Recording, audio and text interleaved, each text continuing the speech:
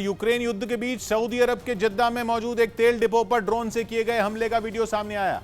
यह हमला ईरान के समर्थन वाले यमन के हूथी विद्रोहियों ने 25 मार्च को किया था, जिसकी वजह से दुनिया की सबसे बड़ी तेल कंपनियों में शुमार सऊदी अरामको को काफी नुकसान उठाना पड़ा था। और अब हमले का जो वीडियो सामने आया उसमें तेल डिपो के ऊपर एक ड्रोन गिरता दिखाई दिया, जिसके बाद वहां एक जोरदार धमाके के साथ भीषण आग लग गई।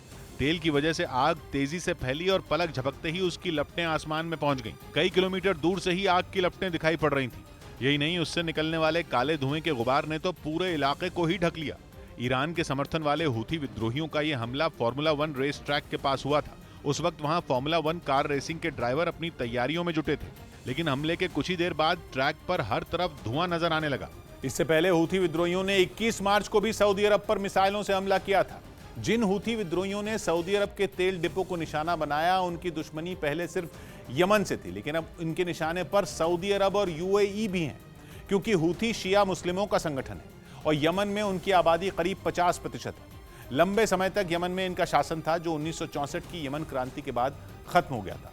यमन के हूथी विद्रोहियों को लगता है कि उनका दबदबा सऊदी अरब और अमेरिका की वजह से खत्म हुआ। इसके बाद 2004 में यमन के हूथी युवाओं ने वहां की सरकार के खिलाफ विद्रोह शुरू कर दिया और 2009 में यह विद्रोह तेजी से बढ़ा। बाद में यमन सरकार की अपील पर 2015 में सऊदी अरब ने हूथी विद्रोहियों के खिलाफ सुन्नी देशों का एक गठबंधन बनाया और फिर सऊदी अरब की अगुवाई वाले इस गठबंधन की तरफ से हूथी विद्रोहियों के ठिकानों पर कई हवाई हमले किए गए। उसी का बदला लेने के लिए हूथी विद्रोहियों ने सऊदी अरब और यूएई पर हमले शुरू कर दिए।